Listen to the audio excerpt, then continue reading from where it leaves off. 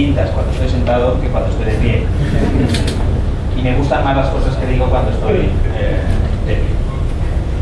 Bueno, en primer lugar, disculpad por no hablar portugués, hablaré español o castellano muy despacio, todo lo despacio que pueda, y espero que la audiencia me entienda. En segundo lugar, agradecer a la Fundación de Economía Estadística que nos hayan invitado, y también decir que me siento absolutamente abrumado por la atención de tan distintas y de tanto nivel de instituciones que nos están prestando atención.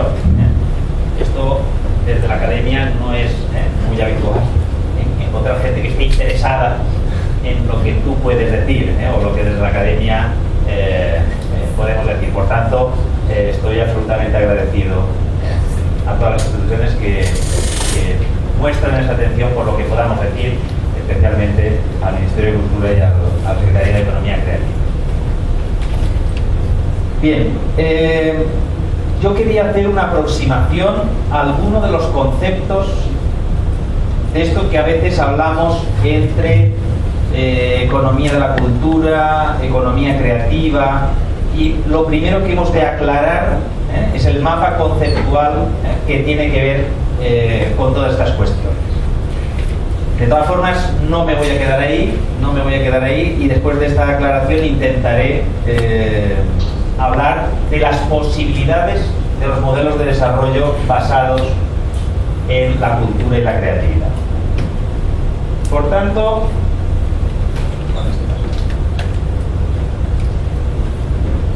primero, nosotros somos una unidad de investigación que estamos trabajando desde mediados de los años 90 en la relación entre el individuo y el hecho cultural. Del resultado de estas investigaciones hemos construido una especie de prejuicio previo al análisis de los fenómenos culturales, y lo primero que queremos destacar es el concepto del buonismo de la cultura, el buonismo de la aproximación al fenómeno cultural. ¿Qué significa buonismo? Es un término italiano, significa que es todo lo que sea cultura es bueno. Tenemos cierto prejuicio de que todo lo que está relacionado con la cultura es bueno. Y esto está bien, porque supone que partimos de cierto consenso en el ámbito social, y esto facilita los procesos en el ámbito de la cultura. Pero también tiene notables inconvenientes cuando hablamos de la actuación colectiva en el campo de la cultura, cuando hablamos de las políticas culturales. El primer problema de este buonismo de la cultura es que tomamos las decisiones con mucha menos información. Como todos estamos de acuerdo que la cultura es buena, no nos esforzamos en argumentar por qué es buena la cultura y en qué sentido es buena y en qué dimensión es buena. Nadie nos exige excesivas o argumentaciones, nos ponemos enseguida de acuerdo. ¿Hay que proteger el cine brasileño? Sí. ¿Por qué? Nadie se esfuerza demasiado en argumentar por qué protegemos al cine brasileño. Y esto hace que tomemos decisiones con menor calidad técnica y también decisiones con menor calidad democrática. No sabemos muy bien cuáles son las consecuencias de nuestras decisiones en el ámbito de la acción colectiva de las políticas culturales. Por tanto, un primer problema de esta menor calidad técnica y democrática de las decisiones en el ámbito de las políticas culturales. Un segundo problema es que este buonismo de la cultura esconde en Europa un grado muy elevado de ineficacia de las políticas culturales. La mayoría de las políticas culturales no consiguen los objetivos que persiguen. Llevamos, por ejemplo, en España, y me parece que en Brasil es relativamente parecido, 30 años haciendo políticas de protección del cine español. Las variaciones de la cuota de mercado del cine español en estos últimos 30 años varían muy poco. A pesar de ello, seguimos haciendo las mismas cosas que hacíamos hace 30 años, a pesar de que tenemos constancia de que no son muy eficaces. porque nadie es excesivamente crítico con la ineficacia en el ámbito de las políticas culturales. Si esto lo aplicáramos al ámbito de las políticas sanitarias, el objetivo es mejorar o reducir la mortalidad infantil. Si estuviéramos 30 años haciendo políticas y no se reduce la mortalidad infantil, alguien reclamaría: algo está mal, algo está equivocado y no conseguimos los objetivos que pretendíamos. Esto en cultura pasa muy poco. También esconde un grado muy elevado de ineficiencia. Cuando conseguimos los resultados, se podrían haber conseguido con otra combinación de recursos más eficiente. Y finalmente escondemos una cosa que a mí desde el punto de vista ideológico me parece bastante escandalosa. Escondemos que probablemente en Europa, no sé si este análisis es trasladable al resto del mundo, en Europa las políticas culturales son probablemente las políticas públicas más regresivas fiscalmente. Es decir, es coger todas las políticas públicas tienen cierta función redistributiva, la política sanitaria, la política educativa, la política cultural básicamente en Europa, digo, consiste en coger el dinero de todos y transferirlo a la clase media alta. Y esto a nadie le escandaliza por este buonismo de la cultura, porque todos compartimos que la cultura es buena. Otros efectos negativos de este buonismo de la cultura es que le otorgamos excesivo, o nosotros entendemos excesivo poder, una sobrelegitimación a los agentes culturales. Las políticas públicas de la cultura, alrededor de la cultura, no son para los sectores culturales. La política cultural de protección del cine no es para el sector del cine, es para los ciudadanos como todas las políticas públicas. A veces hay cierta confusión en el objetivo de la intervención colectiva del ámbito de la cultura. Solamente tiene sentido proteger al cine brasileño o articular medidas de apoyo al cine brasileño si tiene algún efecto sobre la ciudadanía. El objeto de las políticas culturales no son los sectores culturales, como el objeto de la política de la vivienda no es el sector inmobiliario, las constructoras, los arquitectos. Por tanto, aquí hay a veces cierta confusión y otorgamos a los agentes culturales que a veces, como todos los agentes económicos y sociales, utilizan el poder relativo para capturar parte de estos recursos productivos en defensa de sus intereses. Esto no lo permitimos en otros ámbitos.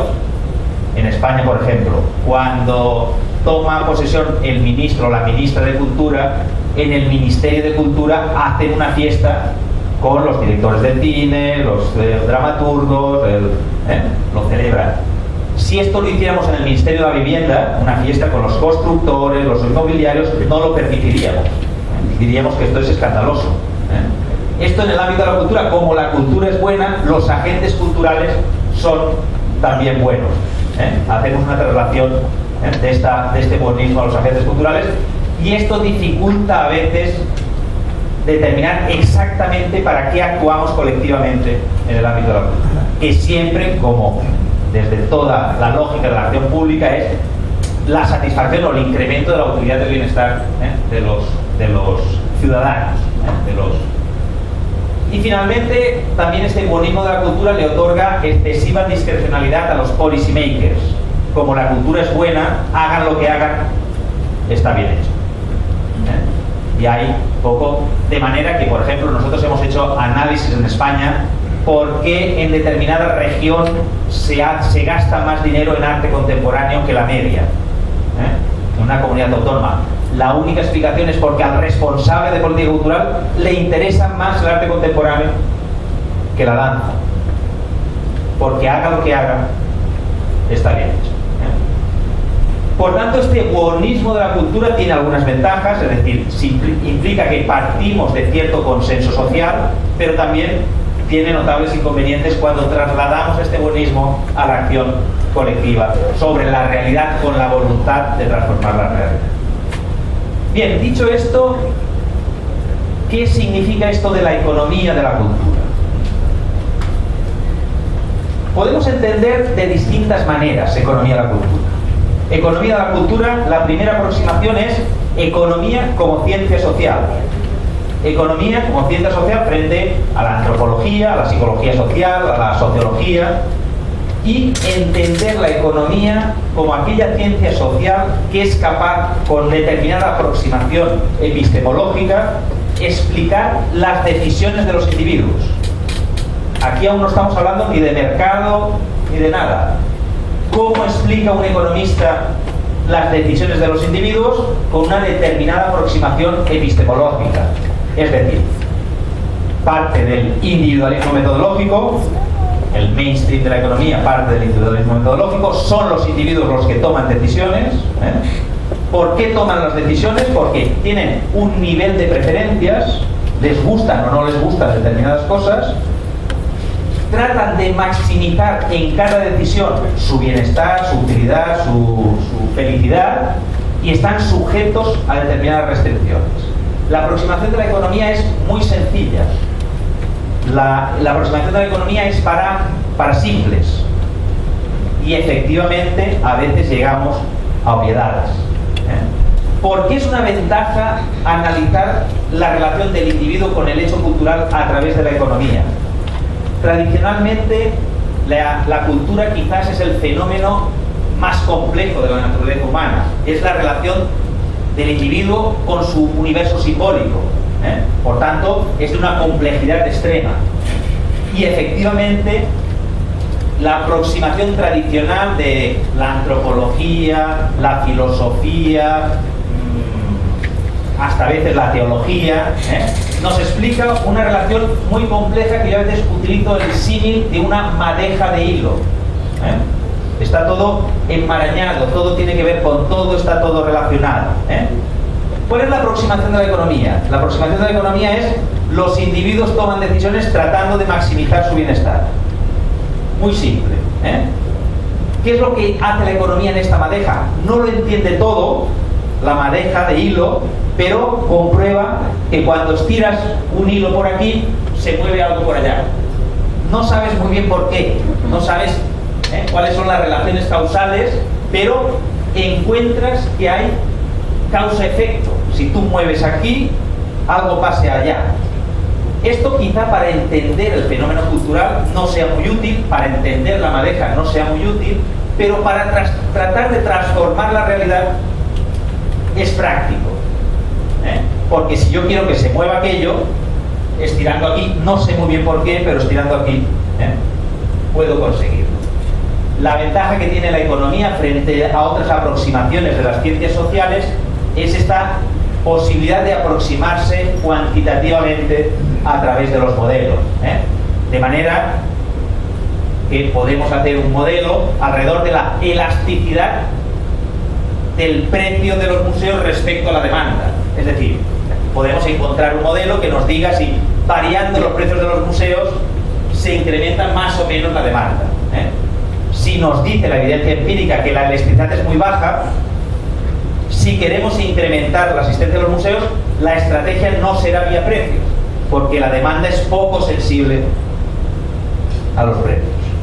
Por tanto, nos permite, a veces, nos otorga herramientas para tratar de transformar la realidad.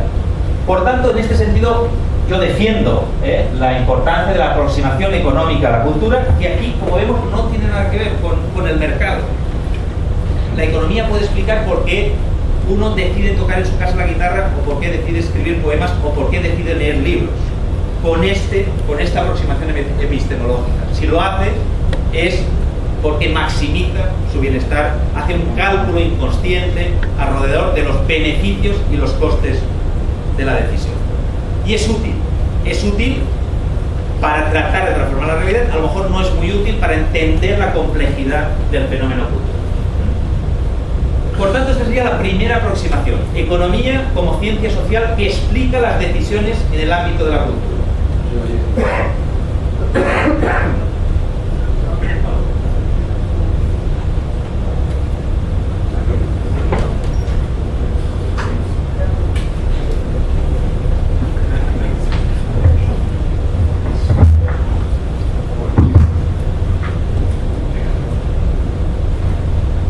Bien. La aproximación, por tanto, es muy sencillita. Hay algunas cuestiones más, pero la primera aproximación que quería hacer es entender la economía de la cultura como esta aproximación de las ciencias sociales al fenómeno cultural a través de la epistemología de la economía. Bien, la segunda aproximación es el análisis de los intercambios de mercado de bienes y servicios culturales. Es decir, entender en el mercado el intercambio de bienes y servicios culturales. Sería una aproximación desde la economía a una aproximación que podríamos denominar cuasi sectorial, al intercambio. Pero hay que entender que las experiencias culturales que intercambiamos en el mercado es una fracción relativamente reducida de nuestras experiencias culturales. La mayoría de nuestras experiencias culturales las consumimos, las producimos, las distribuimos en entornos familiar, privado. El universo simbólico de los individuos no lo construimos en el mercado, lo construimos en la escuela, en el entorno familiar, después en un segundo nivel, cuando uno sale a cantar en un coro, es el espacio social. Otro tipo de experiencias culturales las intercambiamos en el mercado, compramos un libro o asistimos a una representación teatral, y finalmente hay otro tipo de experiencias culturales que nos las provee directamente el sector público. Por tanto, analizar la economía de la cultura como aquello que se intercambia en el mercado, hay que tener en cuenta que es una parte del sistema global que está afectando a cómo funcionan los mercados. Por tanto, cuidado cuando hablamos de economía de la cultura solamente hablando de aquello que se intercambia en el mercado, porque tiene un montón de interrelaciones de los otros espacios de intercambio de experiencias culturales. Por tanto, hay que tener cuidado. Bien, con esta aproximación sectorial, llegamos a la terrible pregunta de qué es cultura. Por tanto, ¿qué analizamos cuando vemos que se intercambia en el mercado? Y aquí tenemos una gama amplia de propuestas. Es un proceso que se va aclarando, yo diría que se va aclarando a lo largo del tiempo. Yo recuerdo, por ejemplo, al inicio de la disciplina de la economía de la cultura, en los trabajos de la revista de referencia, que era Cultural Economics, se publicaban artículos sobre religión, sobre economía de la religión. Hoy en día eso ha desaparecido y no lo incorporamos. La religión, conforma la religión nuestro universo simbólico, naturalmente. Pero convencionalmente hemos decidido que la religión no aparece en el campo de la cultura. Pero no deja de ser una convención, sería justificable de otra manera. Y este proceso lo vamos construyendo, determinar qué actividades se incorporan y cuáles no.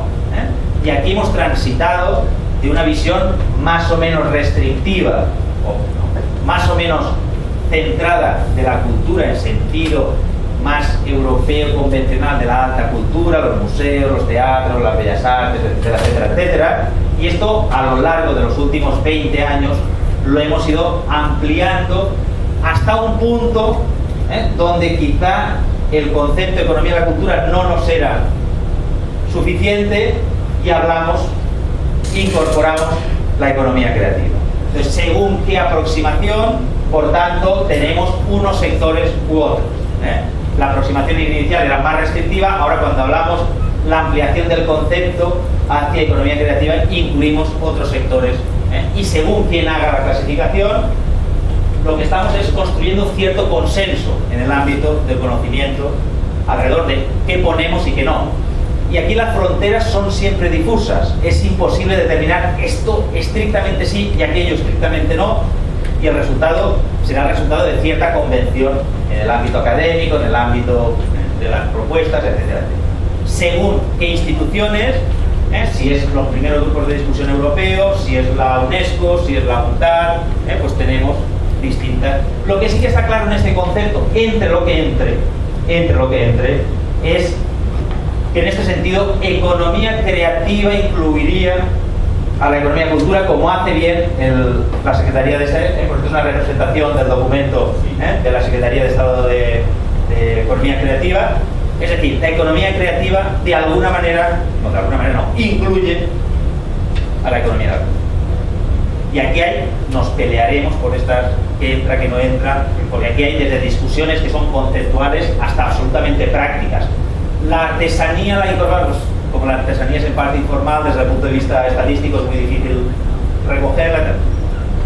Llegaremos a un cierto consenso que recoge esta combinación de elementos conceptuales y operativos, y cosas que sean útiles desde el punto de vista operativo. Pero es cierto que especialmente en Europa esta discusión sobre los términos es también una discusión que tiene que ver con algunos posicionamientos ideológicos. Ahora ya no hablamos de economía de determinados sectores, ahora hablamos de modelos de desarrollo basados en la cultura y la creatividad. Sería el tercer nivel de conceptos. Ya no estábamos hablando de economía sectorial, sino estamos hablando, cuando lo utiliza la Secretaría de Economía Creativa, no está hablando exactamente de sectores, está hablando de procesos de desarrollo basados en los sectores culturales y creativos. Son programas de intervención. Economía creativa significa, en este sentido, voluntad de transformar los modelos de desarrollo basándose o partiendo de la economía cultural y creativa. Y aquí ha habido una discusión, o al menos en Europa es bastante evidente, la discusión alrededor de estos conceptos, una discusión ideológica. Una discusión ideológica que, si haciendo un repaso muy light, podemos encontrar, bueno, aquel análisis de la cultura como elemento de diferenciación de las élites, en los análisis sociológicos de Bourdieu, la distinción, etcétera, etcétera, donde la cultura tiene cierta connotación más o menos negativa, porque está asociada al consumo de élites, etcétera, etcétera. Este proceso se transforma a la cultura como redención de la clase trabajadora, que sería la filosofía que inspira la política cultural tradicional francesa de Malraux, de las casas de cultura, etcétera, etcétera. Recogemos otra vez la dimensión positiva de la cultura como elemento de redención de la clase trabajadora. Aparece la crítica de la Escuela de Frankfurt, las industrias culturales. Las industrias culturales, que es someter a la lógica del capitalismo el intercambio de experiencias culturales a través de la masificación, etcétera, etcétera. Todas las críticas de Adorno y Horkheimer. Aparecen los economistas a mediados de los años 60 con un argumento supuestamente técnico, que nos dice, Baumol y Bowen dicen que es interesante intervenir en los campos de la cultura desde el punto de vista técnico si queremos mantener los sectores de las actividades culturales. Aparecen las nuevas políticas culturales socialdemócratas que empezarían casi en Jacques Lange en Francia, y el último, el epígono de este modelo encarnado en personajes carismáticos, Medina Mercuri en Grecia y otros personajes, agentes culturales, y que sería el epígono, sería Gilberto Gil en Brasil. Es de nuevo esta voluntad con ciertas dosis de paternalismo, de la aproximación del fenómeno cultural como elemento de liberación del pueblo, etcétera, etcétera. Esta visión. Aparece de nuevo, o aparece seguidamente, el concepto de la economía creativa de origen anglosajón, que primero lo propone el laborismo británico, también la socialdemocracia australiana con la Creative Nation, cambia el paradigma de nuevo, pero aquí hay cierta crítica alrededor del papel instrumental de la cultura como estrategia de desarrollo. Es decir, la cultura, en esta concepción de economía creativa o de sectores creativos, la cultura pierde su esencia culturalista, y parece que solamente sirva como herramienta para el desarrollo, y por tanto hay una lectura que podríamos denominar liberal, y que habla del individuo, del emprendedorismo, de la recuperación industrial, el emprendedor, el empresario es casi el agente cultural. Hay cierta confusión alrededor de los términos, a pesar de que la propuesta inicial viene en principio del modelo socialdemócrata británico, pero fácilmente también los gobiernos conservadores se lo apropian rápidamente sin ningún problema, porque pueden hacer esa lectura liberal del proceso. Llega el concepto de clase creativa de Richard Florida, que nos lleva a esta dimensión glamurosa. La clase creativa es esta clase cosmopolita que va siguiendo el talento, la tecnología, la tolerancia y se mueve en Estados Unidos. Parece que en Europa menos. Los estudios que hay acerca de la movilidad de la clase creativa nos dicen que se mueven menos, y que al final el creativo italiano quiere estar, aunque vaya algún tiempo a Berlín, luego quiere estar con la mamá que le haga los espaguetis cerquita y que le cuide los hijos. No se mueve tanto como parece que en Estados Unidos. Esta sería la visión glamurosa que tiene sus críticas en el capitalismo cognitivo de tradición marxista, de Corsani, pero también a otras aproximaciones como la de Manuel Castells, que no viene tanto de la tradición marxista, o la del propio Alan Scott, que habla, bueno, para que exista esta clase creativa es necesario que exista también una clase subordinada, que son las que cuidan, los jardineros, los conductores de tranvía, las ciudades limpias y con movilidad perfecta, tal y cual.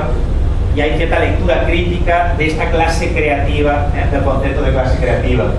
Y también el capitalismo cultural como concepto de Jeremy Rifkin y otros autores. Es decir, este concepto de clase creativa efectivamente tiene, o de economía creativa, tiene lecturas ideológicas distintas que han ido a lo largo. En Europa hoy la connotación es muy liberal. El concepto de economía creativa es un concepto en estos momentos muy liberal. Liberal en el sentido europeo. Pero también responde, diría yo, y esto ya es paréntesis, a cierta lectura, sobre todo de pensadores franceses, italianos, donde diríamos que los anglosajones han adquirido protagonismo y hay cierta reacción, casi también en términos de celos académicos. Han perdido protagonismo en la utilización del concepto, ¿no? Yo creo que está sobredimensionada la crítica desde el punto de vista ideológico. Pero efectivamente, hablar de economía de la cultura, economía creativa, tiene connotaciones que van más allá de aspectos sectoriales y tienen que ver con la dimensión ideológica. Yo diría, bueno, ¿qué concepto utilizamos nosotros? Yo no hablaría de sectores creativos económicos, sectores creativos o culturales. Yo hablaría de actividades culturales y creativas, que son un concepto un poquito más amplio que el que solamente aquí es el intercambio del mercado, pero que tienen que ver a cómo se intercambia el mercado, porque conforman, no me gusta mucho la palabra, pero un ecosistema. Por tanto, ¿qué es lo que pasa en el ámbito social? ¿Qué es lo que pasa en el ámbito público? ¿Qué es lo que pasa en el ámbito individual de no mercado? Es importante para cómo se conforman los intercambios de mercado en el sector cultural. Nosotros hablamos de economía de la cultura como disciplina, la aproximación, y luego, en vez del concepto, por estas implicaciones desde el punto de vista ideológico que tiene, nosotros hablaríamos de modelos de desarrollo basados en la cultura y la creatividad. Te digo, esta es la aclaración que hacemos alrededor de los conceptos. Bien, desde el punto de vista económico, estos modelos de desarrollo basados en la creatividad y la cultura, lo primero que hemos hecho después de inventar el concepto es lo que estamos haciendo ahora todos: contar desde el punto de vista del Producto Interior Bruto cuánto es esto. Y rápidamente todos queremos tener una cuenta satélite de cultura o un cálculo que yo digo, por nuestra experiencia, es un poco frustrante, porque con el esfuerzo que cuesta contar y luego dices, bueno, vale, 3,7 y te quedas, pero probablemente es frustrante, pero quizá es un escalón necesario que hay que pasar. En Europa ha cambiado notablemente la disponibilidad de información en los últimos 10 años. Y hoy se puede hacer de una manera relativamente sencilla, es decir, un investigador cualquiera puede hacer estas aproximaciones bajándose los datos de Eurostat. En algunos modelos, aquí se trata de una aproximación que combina 3 tipos de sectores: las industrias culturales tradicionales, el sector del libro, el sector del visual, etcétera, etcétera, etcétera, otras actividades culturales más relacionadas con las bellas artes, artes escénicas, artes plásticas, etcétera, etcétera, y otras actividades creativas que tienen que ver con el comercio, con otros elementos. Esto lo puede hacer, en principio, cualquier investigador con datos que se los puede bajar, y te permite, efectivamente, comparar, y según lo que cuentes, pues te salen unas cosas y otras. Ayer hoy sale una entrevista en el periódico Cero Hora, donde yo decía, pero esta mitificación de los datos, preguntábamos los datos, la importancia de la economía en la cultura, etcétera, etcétera. Yo decía, según lo que cuentes, en España entre 3, 2,85 y 4,7, y el resultado ahora aparecido en el periódico 7. Pero en el fondo da lo mismo. En el fondo da lo mismo. Es decir, nos hemos un poco obsesionado con los datos, y luego pues, resulta un poco frustrante. Bueno, ¿y qué? Yo aquí sí puedo ver en tendencias generales que la importancia de la economía cultural y creativa en Inglaterra es mayor, y en Suecia es mayor, y en España es menor, pero me da pocas herramientas de intervención. Bueno, me da una referencia, pues con unas políticas activas podríamos conseguir que en vez de los 3 o del 4,7 fuera el 8, y esto significaría un cambio de modelo productivo importante para la realidad económica española. Pero a veces resulta un poco frustrante esta obsesión por los datos, que yo creo que es una ola en la que está inmersa ahora Iberoamérica o América Latina, pero creo que es un paso necesario. Un paso necesario que al final nos sirve para poco, pero es un paso necesario. Porque luego lo que es necesario es que el resto de la información estadística, de las encuestas de ocupación, que efectivamente cuente bien los sectores culturales, que permita hacer explotaciones, análisis, etcétera, etcétera. Pero el dato del PIB por sí solo nos resulta bastante relevante. Bien, esto nos lleva, bueno, ¿qué posibilidades tiene? ¿Es plausible estos modelos de desarrollo basados en sectores culturales y creativos? Y nosotros diseñamos una metodología que me parece que es bastante útil para tratar de analizar las características de una política cultural determinada en un determinado territorio. Y nos obligó a hacer un análisis sobre cuáles son las posibilidades de la política cultural, de la intervención colectiva en el ámbito de la cultura y la creatividad. Y aquí encontramos 3 grandes dimensiones. Es decir, la acción colectiva sobre la cultura puede obtener 3 grandes tipos de objetivos. Un primer objetivo sobre el que se está trabajando mucho, especialmente en Europa, es la satisfacción de los derechos culturales. ¿Por qué hacemos política cultural para los ciudadanos? Porque parece que en su función de utilidad, en la felicidad, en el bienestar de los ciudadanos, es muy importante sentirse que pertenecen a algo, tener sentimiento de identidad, poder tener la capacidad para expresarse a través de las disciplinas artísticas, compartir, emocionarse. Parece que es importante en la función de utilidad de los individuos. Y esto lo conseguimos a través de la cultura de la creatividad. Por tanto, primer conjunto de objetivos que puede posibilitar la política cultural. Satisfacción de derechos culturales. El derecho a ser, el derecho a participar y el derecho a expresarse a través de las disciplinas artísticas, etcétera, etcétera. El derecho a emocionarse. Por tanto, primer conjunto de dimensiones de objetivos de política cultural. Segundo, efectivamente, las políticas culturales posibilitan mejores impactos en el ámbito de los objetivos económicos. Renta y ocupación como síntesis, pero muchas otras cosas. Empleos de calidad, por ejemplo, nosotros hemos hecho bastantes estudios sobre la satisfacción laboral de los trabajadores en los sectores de la cultura.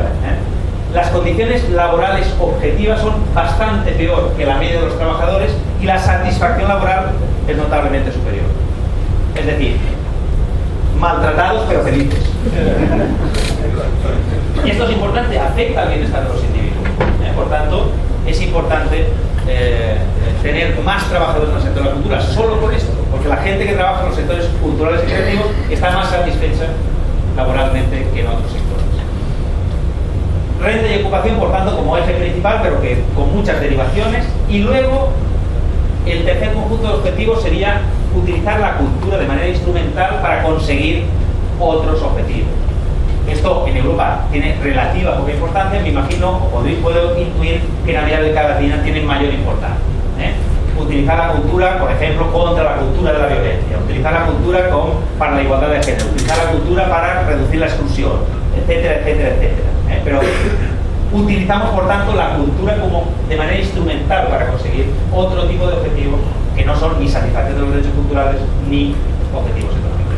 Nosotros el ejercicio que hicimos en este caso concreto era tratar de identificar cuál era la misión o la dimensión del objetivo perseguido en cada una de las intervenciones, y lo que hacíamos una aproximación cualitativa, tratar de determinar, bueno, el programa de la Bienal, de esta Bienal, ¿qué objetivos tiene? Y a través de la participación de los agentes que nos intentaran colocar, distribuir en un 100%, bueno, pero el 30% es el objetivo. Entonces hacíamos el color era el sector sobre el que, y la dimensión de la bola era los recursos comprometidos en esa acción. De manera que con esto te daba un mapa visual sobre la dimensión de las políticas culturales, los objetivos que perseguían, etcétera, etcétera. Y nos obligaba a esta aproximación metodológica sobre los posibles objetivos de las políticas culturales. Que si nos fijamos, cualquier posición distinta del eje es desarrollo. Es desarrollo en sentido de ser. Cualquier posición que esté lejos del eje significa que incrementan las capacidades y las habilidades de los individuos para tomar decisiones, ampliar sus grados de libertad. Sea a través de la dimensión económica, sea a través de la protección de los derechos culturales, o sea a través de la reducción de determinados problemas sociales. Pero no necesariamente las bolas tienen que estar en el eje positivo. Podría ser que una intervención que satisfaga los derechos culturales tuviera un impacto negativo sobre la dimensión económica, y podría ser justificable. Pero esta metodología nos obliga a explicitar qué es lo que pretendemos con las políticas culturales. ¿Es posible modelos de desarrollo basados en la cultura y la creatividad? Nuestras evidencias en estos momentos, el estado del arte en estos momentos, no solo nos dicen que esto es posible, sino que en estos momentos en Europa, y no digo que esto sea trasladable, en estos momentos en Europa, la variable, no una variable, sino la variable más significativa para explicar las diferencias de los niveles de renta de las regiones europeas, trabajamos con 254 regiones europeas, en estos momentos la variable más importante para explicar esa diferencia es el número de trabajadores en los sectores culturales y creativos. No hay ninguna otra variable económica que explique mejor las diferencias de renta entre las regiones europeas. Por tanto, esto cambia notablemente el paradigma. No es que ayude al desarrollo, no es que complemente el desarrollo. En estos momentos, el estado del arte, que seguimos investigando sobre la cuestión y seguimos debatiendo sobre la cuestión, es que es la variable más importante. Es decir, en estos momentos en Europa las estrategias políticas de desarrollo territorial más eficientes tendrían que basarse en la ampliación de los trabajadores, de la clase, de la gente trabajando en sectores culturales y creativos. Esto es un resultado que nos sorprende hasta nosotros mismos. Lo hemos testado y lo hemos variado. Bueno, no, será solamente, aunque nos salga la media estadísticamente significativa, será solamente para las regiones más desarrolladas. Dividimos las regiones por quintiles, nos sale el mismo resultado. No, pero será solamente aquellas regiones que tienen sectores más creativos y menos culturales. No, la correlación es para todos los sectores, hay algunos que más y otros que menos, pero para todos los sectores es estadísticamente significativa. No, será al norte y al sur. No, será por países. Probamos un país, por ejemplo, probamos España. La mejor variable para explicar por qué un valenciano, que soy yo, tiene 10.000 euros de renta per cápita menor que un madrileño, en estos momentos la variable que mejor lo explica es porque en Madrid hay 7 puntos más de ocupados en el sector cultural. Este es el estado del arte en estos momentos, que requiere muchísima más investigación, que requiere contrastar efectivamente la cuestión de la causalidad, que es un tema que dos variables se mueven en el mismo sentido, no quiere decir que haya correlación, no significa causalidad. Estamos trabajando intensamente en la cuestión de la causalidad. Por ejemplo, una sesión especial en el Congreso de Ciencia Regional en Bratislava a finales de agosto, una sesión especial con distintos grupos de investigación tratando el tema de la causalidad. Y en estos momentos, el estado del arte nos dice que hay una causalidad circular entre cultura y riqueza regional. Es decir, si de repente en una región te cayeran 2.000 trabajadores en el sector cultural y creativo, se incrementaría inmediatamente la renta per cápita. y si una renta es una región te cayera la lotería y se incrementara el PIB un 3%, significaría un incremento a 2 años vista del número de trabajadores en el sector cultural y recreativo. Hemos probado distintas metodologías de análisis, desde ecuaciones estructurales a modelos de desarrollo del estilo de Romer tradicionales, y de momento esto parece que es una variable muy constante, que es una variable muy constante que depende poco de los territorios. En estos momentos estamos en el punto de que la variación de el 1% de ocupados en el sector de la cultura, es decir, pasar del 2,7, por ejemplo, de media en España, del 2,7 al 3,7, significa un incremento de renta per cápita de entre 1.000 y 1.600 euros por habitante. Esto, una media de renta per cápita alrededor de los 30.000 euros, es una cantidad significativa, es una cantidad importante. Bien, estamos en el punto este que hablábamos, que hemos visto en la bola, en la madeja, que estiramos por aquí, estiramos el número de ocupados en el sector de la cultura y pasa algo aquí, en la riqueza de las regiones. No sabemos muy bien por qué. No somos en estos momentos capaces de explicar por qué. Hay múltiples posibles relaciones.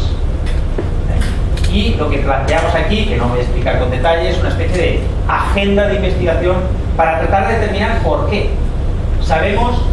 Tenemos algunos indicios sobre el papel de las universidades, sobre el papel de las ciudades, la estructura urbana, sobre el nivel de formación de la población, tenemos algunos indicios, pero esto lo que proponemos es una agenda de investigación que trate de dar luz, desenmarañar un poco esa madeja que tenemos muy compleja. Sabemos relativamente poco sobre las relaciones entre cultura y desarrollo, a pesar de que lo repetimos algunos clichés con bastante frecuencia, pero en el fondo tenemos poca evidencia empírica de que eso sea así efectivamente.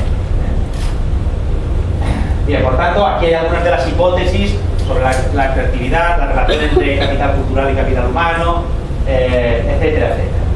Hasta algunas más totales, por ejemplo la de Jason Holtz, australiano, investigador australiano, que lo que nos está diciendo es que la cultura es la base de la innovación de un determinado territorio. Entonces, por ahí, vía innovación para la Bien, como conclusión, plantear que no nos sirven las políticas culturales tradicionales y que tenemos que reformular el modelo de intervención colectiva en el ámbito de la cultura, con un grado de responsabilidad muchísimo mayor. Hasta ahora, cuando hablamos de políticas culturales, estábamos hablando del hecho cosmético de la realidad social. Si quedaba bonito o no quedaba bonito, pero de lo que estamos hablando ahora es que la dimensión simbólica de un territorio afecta a su competitividad, es decir, afecta a la estructura socioeconómica de un determinado territorio. No estamos hablando de los acabados, estamos hablando de la fortaleza, la menor o menor fortaleza de la estructura. Por tanto, el grado de responsabilidad es muchísimo mayor. Equivocarse antes era equivocarse en la dimensión estética, cosmética, etc. Equivocarse ahora es equivocarse en la dimensión estratégica de las posibilidades de crecimiento de determinado territorio. Por tanto, obliga a un nivel muchísimo mayor de responsabilidad. Información y conocimiento se convierten en elementos relevantes. No hemos incorporado, a pesar de que hay mucha información cada vez más, en Europa digo, no lo hemos incorporado en la práctica. Seguimos haciendo las cosas como si no tuviéramos la información, a pesar de que la tenemos. Por tanto, incorporar la información y el conocimiento en el proceso de decisión colectiva alrededor de la relación entre la cultura y el individuo y el hecho cultural resulta estratégico, resulta en estos momentos clave, si consideramos. Bien, y lo dejo aquí un poco planteando un poco la visión global, si acaso luego interactuamos un poco. Muchas gracias.